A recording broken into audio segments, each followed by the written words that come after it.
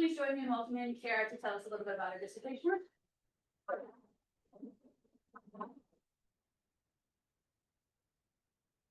Yes, everybody is welcome. Matt will be very happy if you come out and process all the turkeys. Welcome. Thanks, Allison, for that great introduction. And thank you to everyone who's joined us here and online as well. Today, I will be presenting a brief discussion of my dissertation proposal titled Cultivating Agritourism, Developing, Evaluating, and Assessing Community Impact of an Incubator Program. As we'll see as we move through this proposal today, my dissertation is complex, ambitious, and probably slightly crazy, and it would not be possible without an incredible committee and team of advisors. So many of them are in the room or online, and I would just like to publicly thank them. They are world-class researchers, and thank you for coming along with me and indulging some of my chaos as we've moved through this process. So as Allison mentioned, my research definitely is rooted in practice. I am the president of Project Victory Gardens, which is a nonprofit organization here in the upstate focused on agricultural education and agritherapy for veterans. In 2023, my husband Matt and I received a grant from the USDA, and part of that grant was to set up an agritourism incubator program. This is the first of its kind in the nation. There's no one who's really used the incubation format for encouraging agritourism. Our incubator is focused on veteran-led farms in South Carolina. In 2025, we worked with 5 farms, and we're currently looking at applications right now for the 2026 cohort, which will be double that, 10 farms. I need to address my positionality up front before we move on any further. Obviously, as the president of Project Victory Gardens, as the grant administrator, as the program developer, and the evaluator, and the researcher, I have a very emic perspective when I approach my my research, and that presents absolute threats to legitimation. There is a potential bias, conflicts of interest, challenges to objectivity that can come along with that, and that is one thing I would like to hear your input on when you provide feedback as well. However, this embedded knowledge also brings with it a host of opportunity. It is what Pierce considers to be a community of inquiry. We are actual stakeholders. We are working with other actual stakeholders to develop actual, practical, pragmatic responses to our community and generate actionable knowledge. My research questions emerge directly from these practical challenges. How do we know what community level change is occurring? I've built multiple safeguards into my design. We'll talk about some of them as we go through this process.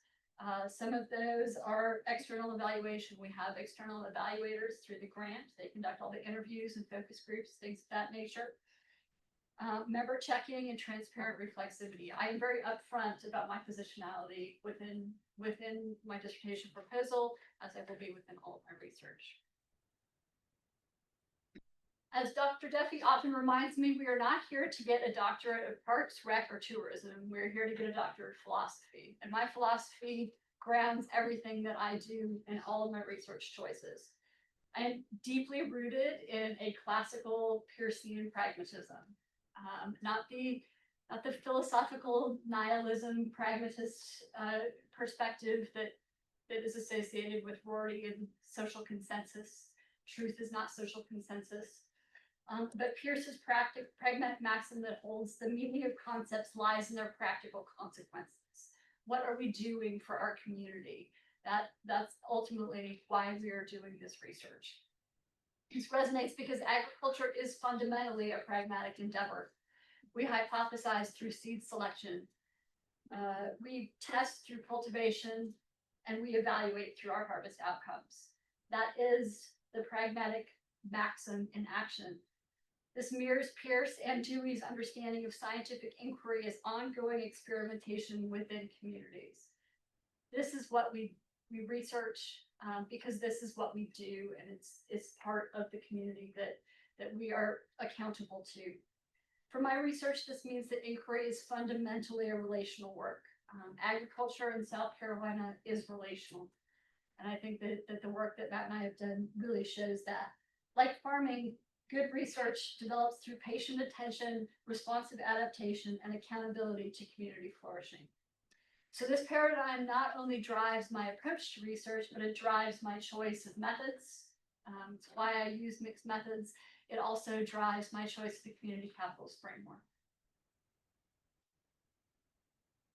So we don't have time to cover a full literature review because as any of the other third year PhD students will attest, when I dive into the literature, I dive very deeply into the literature. And so there's a lot of buckets up here. But ultimately, what it shows is that I started with a practical application. So I have all this grant money to start up this agritourism incubator program. So I just kind of dove into starting that and realized it really needed to be grounded in theory. It needed to be grounded in program theory and evaluation, in agritourism literature, and then why veterans? Well, the short answer is veterans because the USDA is paying the bills for me to look at veterans, but also veterans because I am deeply engrossed in the veteran community as well. The mixed methods research is directly from that pragmatic approach. There are questions that simply cannot be answered by a purely quantitative or purely qualitative look at something. And so that's the mixed methods research. And also shout out Randy's class, the best in the entire PRTM system. So take that.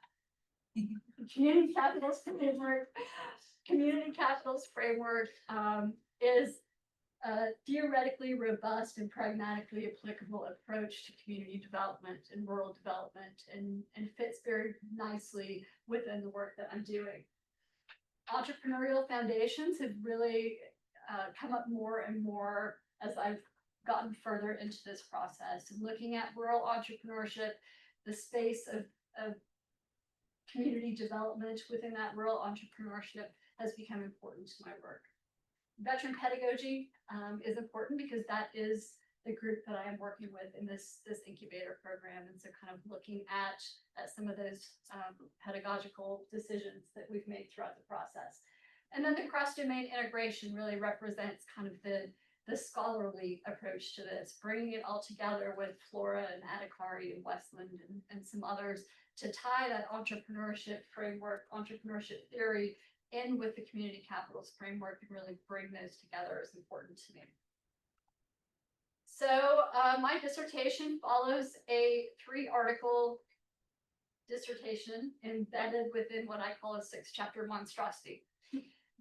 So this is a lot, and we'll dive through each thing a little bit more in depth. But the introduction, obviously, the introduction set the stage. Why am I working with veterans? Why agritourism? And sort of a formal overview, literature review will go in there. Chapter 2 is really that expanded literature. It's all those things that I need to look at from my pragmatist and deeply overbearing sense of self in a series of probably essays or research notes that will go into that chapter 2. Chapter 3 is the curriculum itself. So we'll take a look at the program design, the curriculum itself, why veterans and why agritourism. And then we'll move into the first of 2 mixed methods, 2 separate complex mixed methods designs. The program evaluation in chapter 4, and then the mixed methods case study in chapter 5, looking at the participant experience. Tie it all up together with a nice bow and put together the program theory with the conclusions and discussion in chapter 6. As I mentioned, the community capitals framework from Flora really represents the overarching theoretical lens that I'll use to look at all of these things. And so community capitals framework focuses on 7 different capitals. It focuses on human, social, political, cultural, natural, built, and financial capitals. Typically, it's traditionally been used at the community level. It was designed to assess community effectiveness and community development. what I need to prove in my comprehensive exams in a few weeks is it can also be used at the individual level.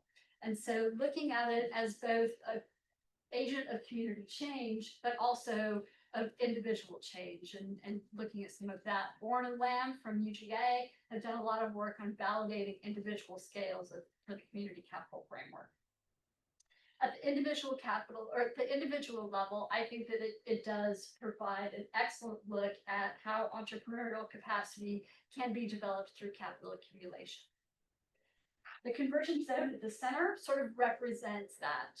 Where do those individual characteristics, where does that individual growth impact the greater community?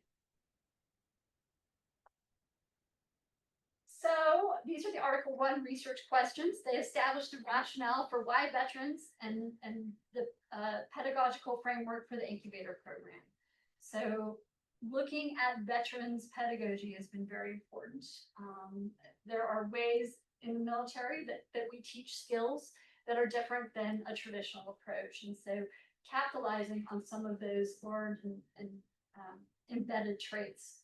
So research question 1 examines, are the veterans well suited to agritourism, entrepreneurship in general, and to systematically analyze those veteran characteristics. Veterans possess a lot of unique characteristics. They possess a lot of great resources with leadership training and things like that. But there are unique challenges as well to working with that population. Research question 2 shifts to the practical application. How do we design effective agricultural or agritourism incubation? There are a lot of great farm incubators out there. There's a lot of agricultural incubators, but there's not really anything to date in the agritourism incubation space. So this will be interesting work based on that. So this foundational work contributes to veteran entrepreneurship theory. Part of what I will look at in my dissertation is, what does that veteranpreneur look like? And it will set up Articles 2 and 3. So this is what I'm loosely calling the Veteran Agritourism Entrepreneurial Cultural Development Framework. I may need to workshop that title. So if you have any suggestions, please feel free to drop them in. But this is based on the work of Peschel and Sohail, synthesizing veteran pedagogy with entrepreneurial education. So this model answers both research questions that we asked before by mapping out veterans' capabilities, some of those knowledge, skills, and abilities that they are bringing in with systematic development pathways. This intervention component, so your networking, training, and coaching, resource access, and marketing, are designed around the veteran learning preferences. So a lot of these skills, if you're familiar with entrepreneurial literature at all, are sort of generic entrepreneurial skills. However, the way that we are applying them in the context of the veteran pedagogy becomes really important. Take, for example, creativity with limited resources. This is something that veterans are typically very good at, kind of making do with less. And so building upon that while failing forward sort of challenges some of those, military precision culture traits that are brought with them. The outputs connect to individual development, to community impact, and the framework becomes the foundation for the curriculum design. But at its core, the Agritourism Incubator program, the AIP, is an extension program. It's designed as an extension program. It's funded under a USDA grant focused on extension programming. And so it should be looked at and evaluated in that context. And so I use the Franz, Garst, and Gagnon's program development extension framework to be able to see how our process fits within that as well. And so if you'll start with the planning, in your situational analysis and priorities, we have been working with our nonprofit with veteran farmers for 5 years now. And so we have a very grounded idea of what the veteran farmers need. But we're also taking things like the National Agritourism Support System Survey that was commissioned out of Penn State, community capital inventories, the veteran needs assessment. All of these things are sort of rolled into this needs assessment planning portion of that. And then design and implementation. So looking at the program design, but looking at it from that extension framework. So we're looking at logic models, we're looking at fidelity checklists and things of that nature to ensure that eventually this program is scalable and transferable, because that should be the goal of any extension programming. Moving into evaluation and adaptation, that is Articles 2 and 3. That's the core of looking at how the program works. Does it work as we said it would work? Is it transferable? Is it scalable? And does it have the effect that we think it should have? The accountability and public value is probably the most important part, because any grant-funded program, any funding for an extension program should have accountability and public value. There should be transferable sets of skills. There should be something that the participants are getting out of it and something that the community is getting out of it.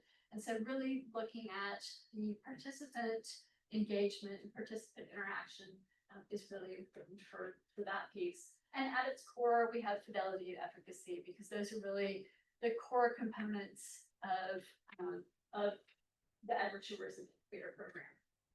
All of this is sort of wrapped up within that extension framework. So Article 2 is the first of 2 comprehensive mixed methods designs. This looks at, does the AIP work? How do we know it works? And what does that mean for the future? And so these research questions build from implementation to transferability. So question 1 identifies those critical success factors. What's important? What are those keys for that fidelity checklist for this to be transferable? Questions 2A and 2B deal with efficacy and fidelity. How are we ensuring that this program is transferable through the context of either other veteran-led organizations or the greater rural development context? And how the program design and implementation practices influence the scalability and applicability. So this is one of those pretty mixed methods research design pictures. And so this is a 2 cohort system. Cohort 1 was essentially a pilot. Most of these were done. Everything from the post-intervention on was done under IRB. So these are all IRB approved. But what you will see is there's a lot of information coming in, so that we have some of those thick, rich looks at our participants, at the program itself. We have observation protocols and other things of that nature. Right now, we're in this compare and interpret phase, and we'll move into program refinement as we go forward into cohort 2. Cohort 2, 10 farms and a whole lot of information coming at us. Focus groups, pre and post interviews, a lot of artifacts looked at both quantitatively and qualitatively. So Article 3 is very similar. It's the same protocols, the same instruments, but we're looking at the participant experience. So how did those participants grow throughout their program? Looking at the entrepreneurial capacity, entrepreneurial passion, entrepreneurial intent, and then the development of social capital, human capital, and across the other capitals. Does the incubator approach work for the people? Is what we're asking here. And this is very similar. It's a similar design. It's the same instruments as I mentioned. And so while the idea of 2 complex mixed methods designs seems daunting, essentially it's the same information. It's just the way that we're looking at and interpreting that data, whether it's the program evaluation or the participant growth and change.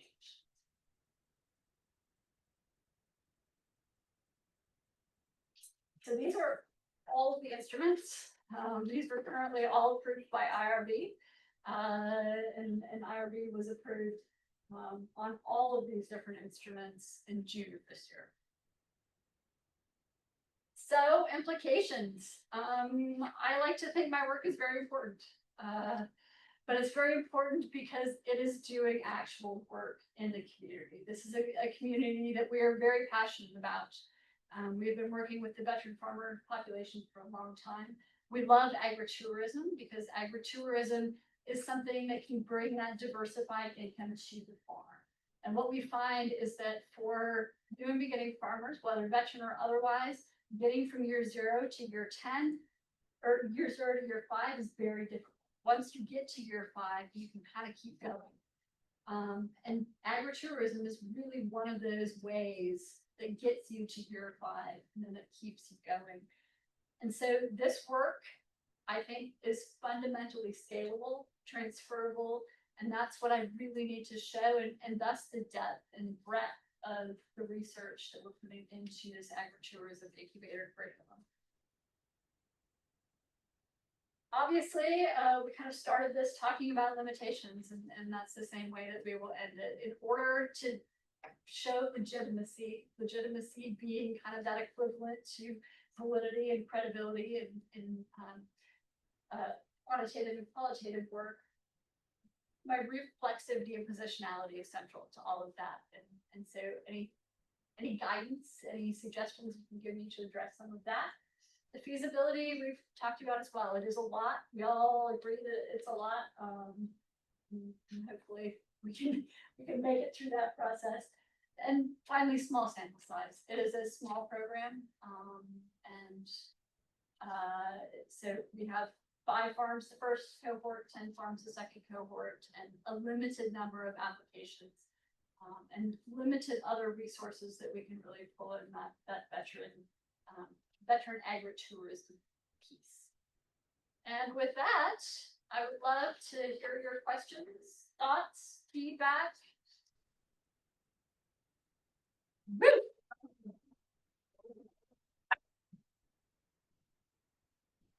We've got about 10 minutes for questions for Tara. Yeah, I can kick us off.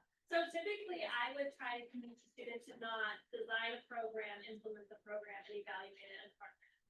That would be very smart. Well, this is a great example of where I would have been.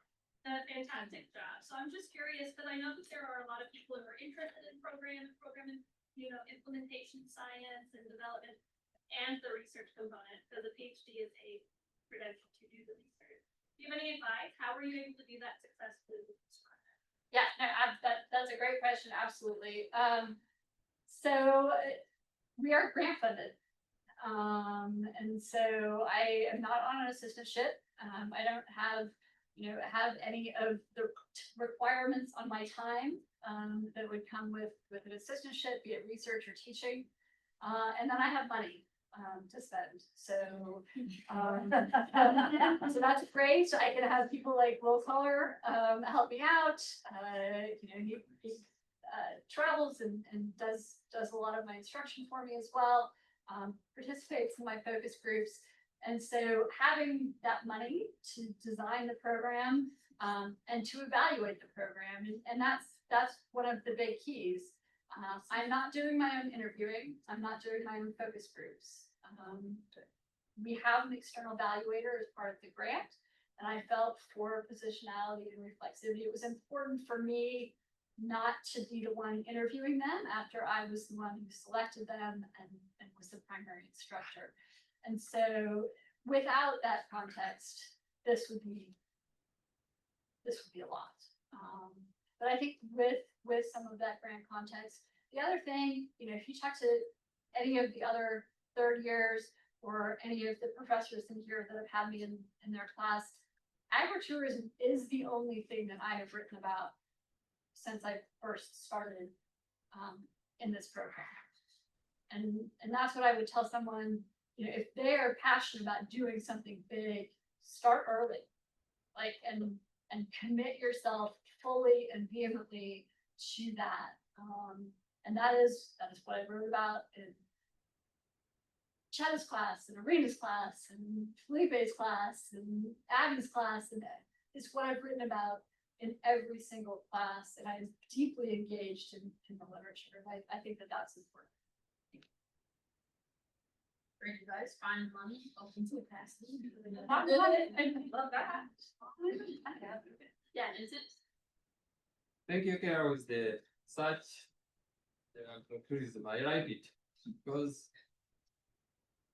anything that connects community with what you're doing, it is worth what you're saying. You are being here, being taken to the community that are waiting I go straight to the question you raised to do with the theoretical framework, where you are using the rural development theory, which is good. But I would wish if you add on another theory to do with the stakeholders. Why stakeholder theory? Because the development we are talking about, it's not only the social. It brings in the component of entrepreneurship, expect the business, but with business, again, what is going to be done goes beyond the veteran community, where you expect some element of business to come in. And then when you look at that, the stakeholder theory, it will help you to see beyond the veteran, what is going to happen with this program or with this initiative. Yeah, no, and I think that's absolutely true. And if we kind of get back to the literature review, what I've found as I've moved through my work is that it is more and more grounded in entrepreneurship and entrepreneurial theory. And that's what I've really been diving into, and that's it's something that I hadn't really done a lot of to date, but something that I'm really focused on for my comps. A lot of my comps will revolve around entrepreneurship, rural entrepreneurship versus entrepreneurship in the rural versus entrepreneurship for the rural. And so that's really becoming more and more prevalent. And I think that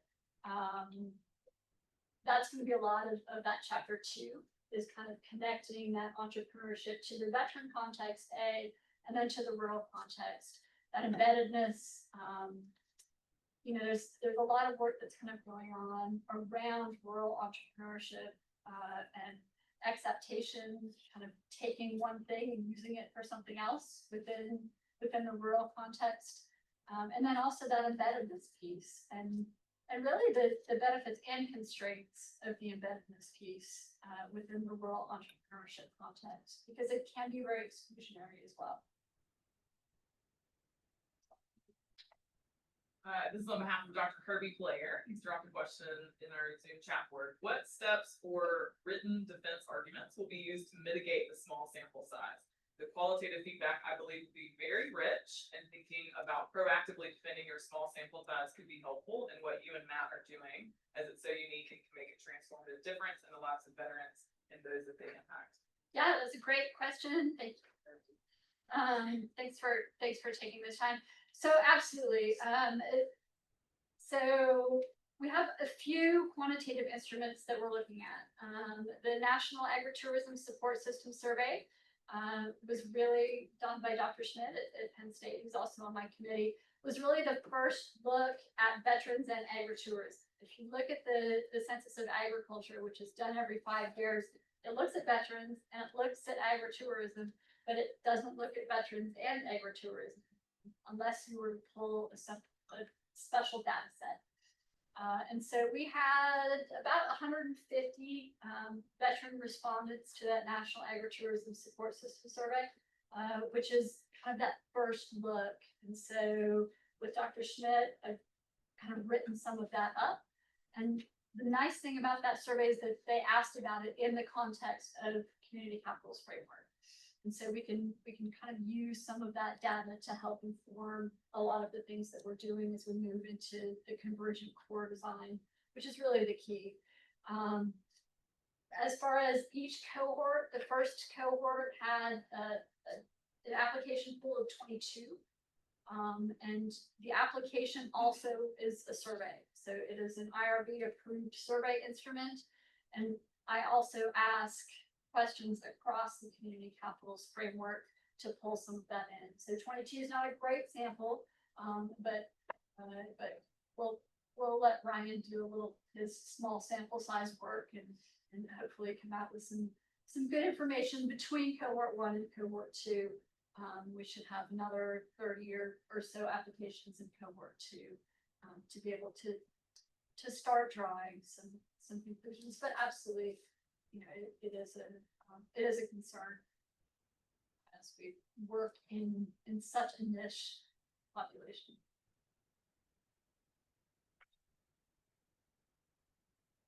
Any other questions? I can ask a question. I would love to ask a question. So, I love the curriculum development piece that I think you're tackling sort of in Article 1. In terms of the curriculum development, I know you had said it's like a extension-based program. Did you look at any need-based assessments or even like a asset-based community development might be a better fit for the population that you're working with? Or how did you sort of design that curriculum for Article 1? So let's pull it up.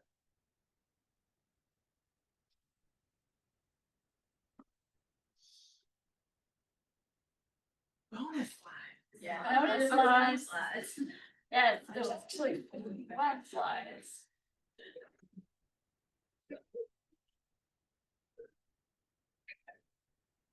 So this is the curriculum.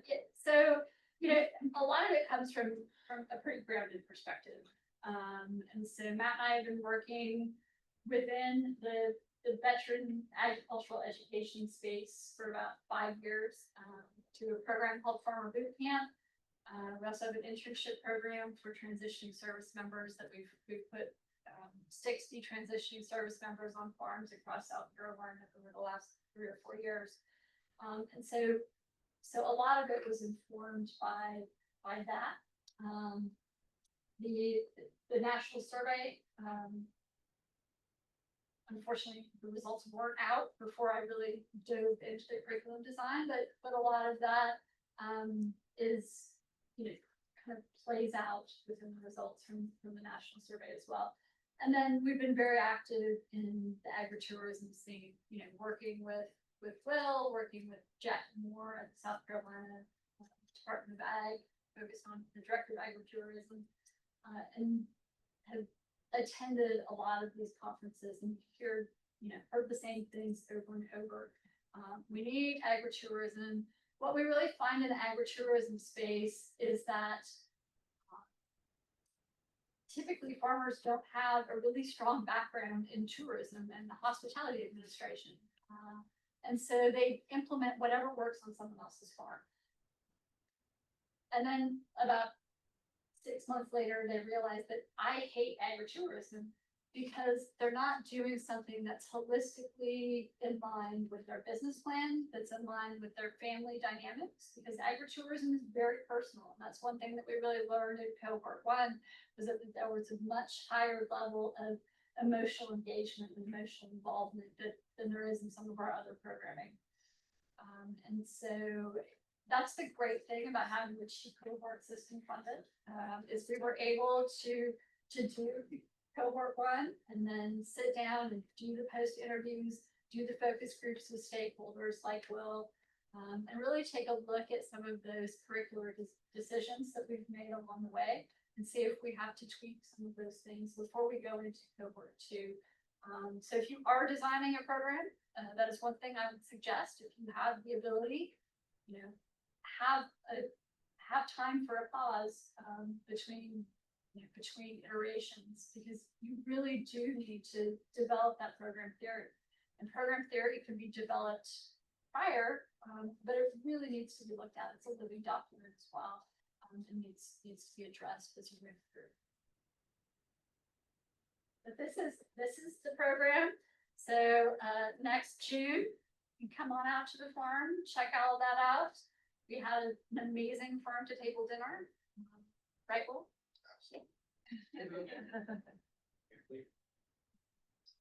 Perfect. Well, that was our 10 minutes. We're a little over. So one more time, give it up for Kara.